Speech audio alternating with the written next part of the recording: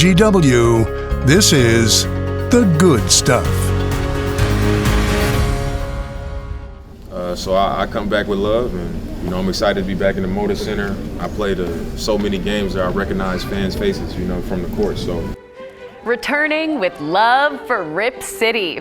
Adidas is welcoming Damian Lillard back to Portland with a special tribute. For the first time in the brand's 75-year history, they're naming a company location after an athlete. Hey everybody, I'm Brittany Folkers and welcome to The Good Stuff.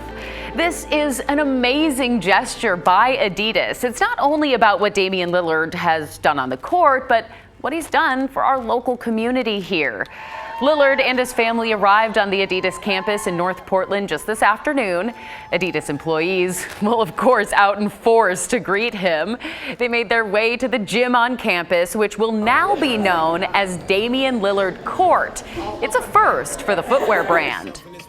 This is definitely a gesture that I'm moved by. I feel the respect, I feel the love and appreciation for not just what I've been able to do in my career, but how I've been able to handle it as a partner, as a person. Oh my gosh, I love it. You can hear the kids back there. Now, Lillard, of course, added his signature to center court with a little help from the kiddos. Adidas says that this will always be his home court, but of course, he's back in town because his new team, the Milwaukee Bucks, will play the Blazers tomorrow night. Dame says he's glad that he's going to be back at the Moda Center. I'm just excited to play. Obviously, it was a great time. I loved the organization. I loved everybody that I went to work with every day. And I think what made it the hardest is it wasn't a broken relationship. So coming back is just, being able to be here. I'm in a great situation. Now, the game is set for 7 tomorrow night, and it will likely be an emotional one at the Moda Center. Oh, yeah. Big feelings. Also returning to Portland, The Lion King. The Broadway musical had several shows canceled during this month's ice storm, so if you missed it, you'll have another chance to catch it. The show's coming back for 2 weeks in the fall of 2025, so yeah, it's a ways away. Broadway in Portland has not yet announced the exact dates, but we do know it will be at Keller Auditorium downtown. If you had tickets to one of the shows that were canceled, well, there's good news here. You'll be first in line to get tickets to the new shows with a special pre-sale. Starting today, Portland Parks and Rec will offer free swim lessons to over 300 second graders in Portland Public Schools. How cool is this? They're calling it Schools to Pools. It's kind of fun to say too, right? Right now, it's only open to these 6 different elementary schools. They are Scott, Boise, Woodstock, Sunnyside, Reiki, and Maplewood. Kids will go to one of 3 community centers for lessons. The East Portland Community Center off Southeast 106th, the Matt Dishman Community Center pool that's in Northeast Portland, and the Southwest Community Center pool near Gabriel Park. Portland Public Schools will use buses to get the students to and from the pools, while Portland Parks and Rec will provide the lifeguards, swim instructors, and the pools. They say second graders are the perfect age group to have access to swimming lessons. It's that age where they've got confidence to kind of be in the water and so forth, but they don't have quite necessarily the fear yet for the kids that have never really had an opportunity to be in the water. So it really is just kind of the perfect age of they're excited. They'll still listen to instructors and really get a good feel for being in the pool. Now, Portland Parks and Rec says that the recent 2020 Parks Levy helped make this possible, and it's something that the district and bureau have been working on for years. Each of these chosen schools will take care of signing up students, and then they'll let parents know what they need to do next. Next year, by the way, the hope is to open up the free program to every second grader in the district. A Beaverton gallery is celebrating the art of photography by featuring the work of local students. The gallery has been open for less than a year and is part of Golden Road Arts, a local nonprofit that teaches art to kids in the community for free. Photographer and teacher John Gottschall works with his photography students at the Arts and Communication Magnet Academy, or ACMA, to help bring their creative ideas to life. He says art isn't about a right or wrong answer. It's more of a conversation about feeling, insight, and creative expression. And I think that being able to articulate a sense of being in the world without having to find the right word to describe it, but to show people is especially powerful. And when students see other people connecting with what they thought was important, that means essentially they're not alone. And what they see has validity. Yeah, art has such a way to connect us in spirit and emotion. Barbara Mason, by the way, the owner of Gray Raven Gallery, also teaches art to kids. She says she's thrilled to highlight students with their work hung right alongside that of professional photographers and artists. Oh, I'm looking forward to all the parents coming and saying, look at that. You know, my kid did that. It's a great thing. You know, the goal is to sell the work. You know, we're not a museum. We really do want to sell the work. And it supports the artists. That money made, by the way, will go straight to the student artists. The event is this Friday. It's happening from 5 to 9, and it's free to attend. And get this, in addition to the students' work, there will be 10 professional photographers showing their latest work as well. Again, it's at Gray Raven Gallery, which is right next to BG's Food Cartel. If you're familiar with the area, that's the spot with all the food carts in Beaverton.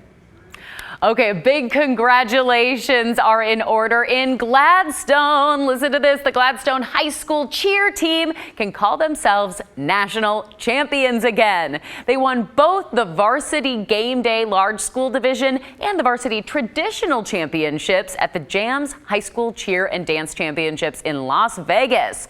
This is the third year in a row that they've won the game day title and the first time for the varsity traditional championships. Go team, go. Well, hey, the Environmental Protection Agency awarded $20 million to the Beaverton School District for 50 new electric school buses. You see, the school district says that this is the largest award in the Pacific Northwest this year under the EPA's Clean School Bus program. It's meant to replace existing school buses with zero emission and low emission models all across the country. The EPA says that the electric buses make sure students aren't exposed to harmful diesel particles, and the initiative would cut the school district's cost to maintain and operate a bus nearly in half.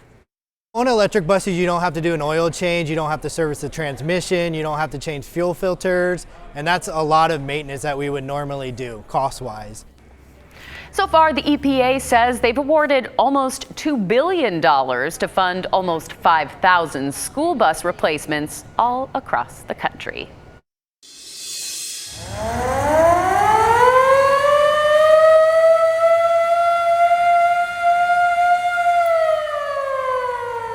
That's the sound you would have heard 100 years ago if there was a fire in Hillsboro. It came from their 1924 Stutz pumper fire engine, the department's oldest truck, and the first motorized firefighting vehicle they ever got. They bought it 100 years ago for $8,000. And to celebrate their 100-year anniversary, Hillsboro Fire and Rescue got a new truck. That's the one that's on the left. Obviously. Well, for comparison, this new truck can pump 1,500 gallons per minute. In 1924, the Stutz pumper could only do 500 gallons per minute.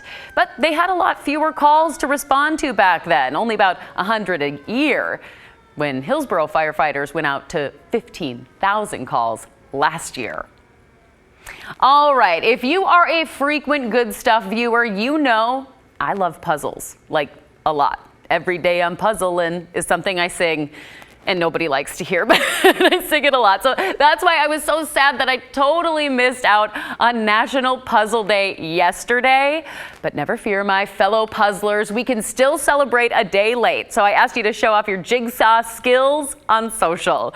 Let's start with this bad boy that Vito sent in, a big Fantasia puzzle that he and his wife recently finished. And while they just completed that one, Felicia is just getting started. I love to see other people's puzzle MO too. It looks like Felicia goes in on the edge pieces first, classic move, but she also uses a whole second table for organizing. I see the dedication and I appreciate it.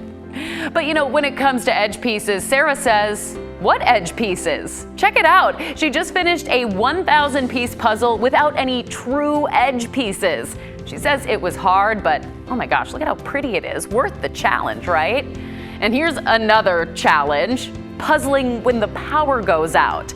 Samantha finished this one by candlelight when she lost power during the recent winter storm. I also was doing a puzzle in candlelight during the storm. It's a good time to do it, right? And hey, puzzling is a family affair at Kirsty's house. They finished a fun together puzzle. That's a puzzle where the pieces come in 3 different sizes, which I think is so amazing because a family that puzzles together stays together. It's my motto. It's so cool. What a great idea. And some family members, though, well, they can make keeping track of all those pieces tricky. Just ask Katie, who says she loved puzzles until this guy arrived. And finally, Brittany's framed puzzle isn't just a picture of her past dog, Lucky Star. It comes with memories of her sweet pooch, too. Notice the missing piece? Well, Lucky ate that one. And the chewed piece? Well, that was her, too. Brittany, I think that makes that puzzle even more special. Thanks for sharing it with us. Hey, you can share your photos and stories of good stuff happening in our community. Do it by texting us at that number on your screen, 503-226-5088. You can also email me at thegoodstuff@kgw.com. And still ahead here on The Good Stuff, the story of 2 friends whose stories go back to the Holocaust. And they opened their arms and their homes to hide people, knowing full well that if we were caught, they too would be taken. How they're now making sure their history isn't forgotten.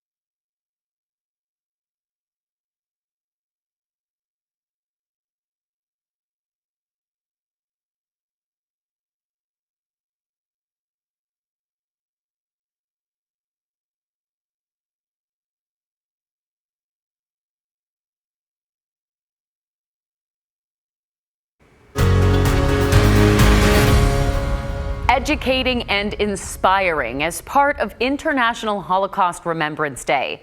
79 years ago, the Auschwitz concentration camp was liberated.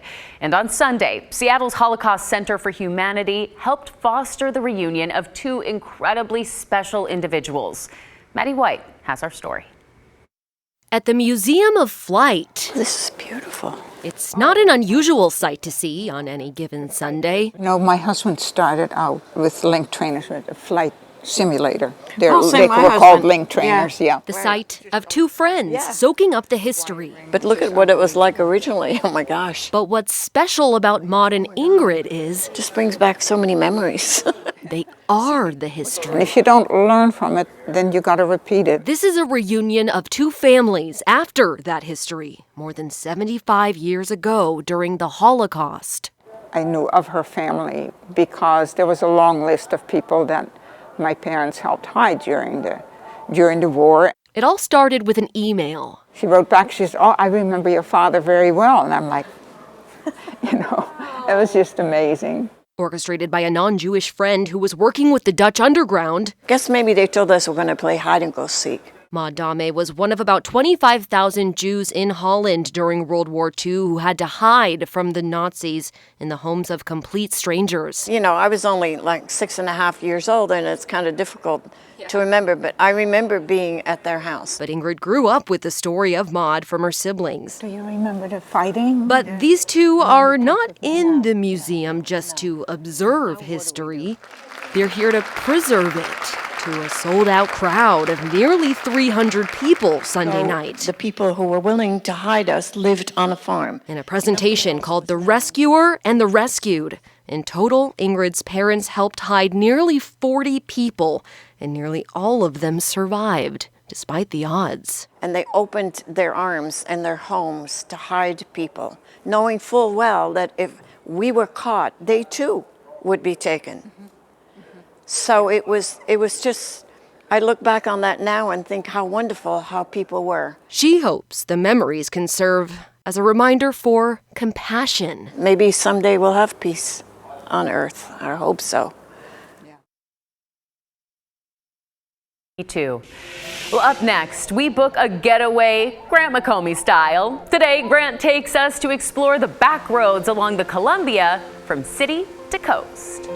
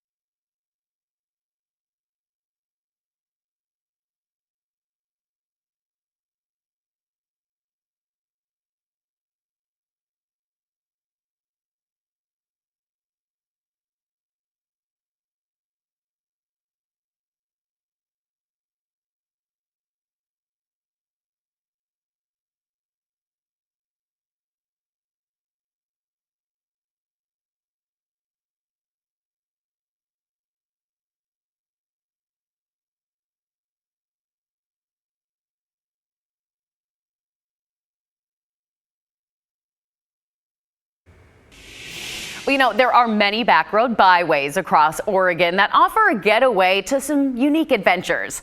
And our Grant McComey found one that's closer than you might think. He takes us along the lower Columbia River from Portland to the coast on State Highway 30 for wildlife and waterfalls.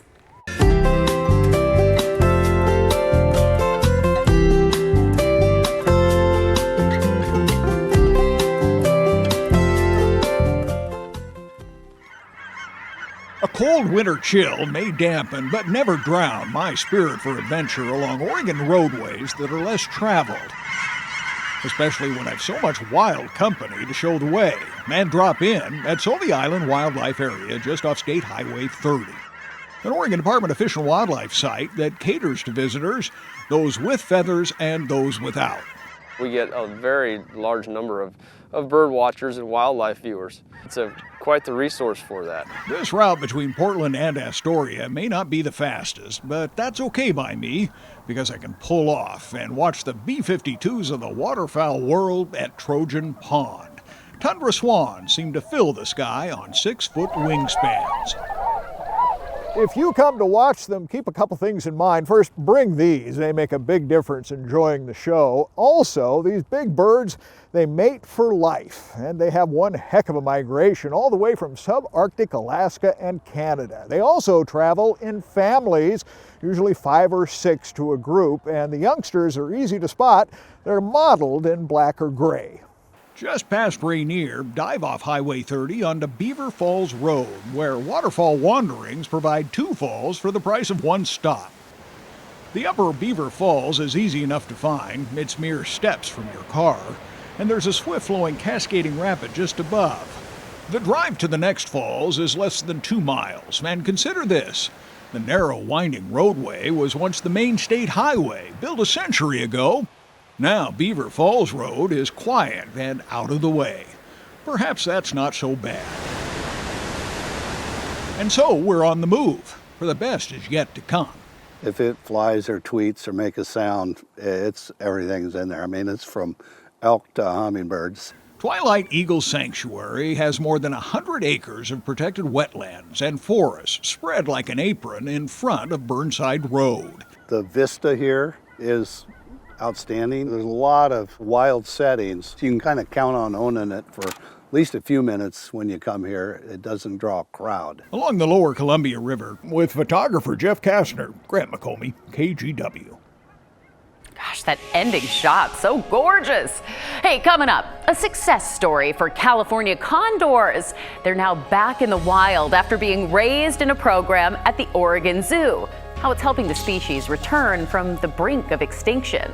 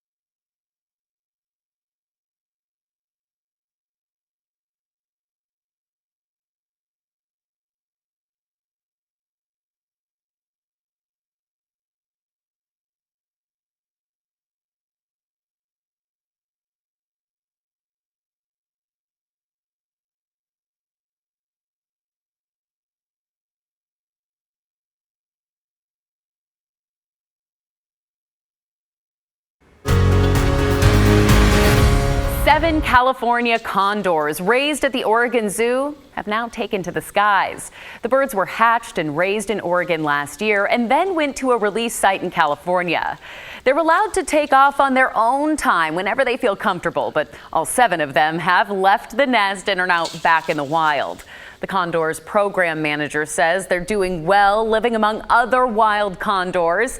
The zoo has hatched and raised more than 100 condor chicks since 2003, and dozens of them are now back in the wild. California condors were once nearly extinct, but the population is now back to around 500 birds. That's good stuff. Hey, thanks, by the way, for taking a little time for the good stuff. Have a great night, everybody.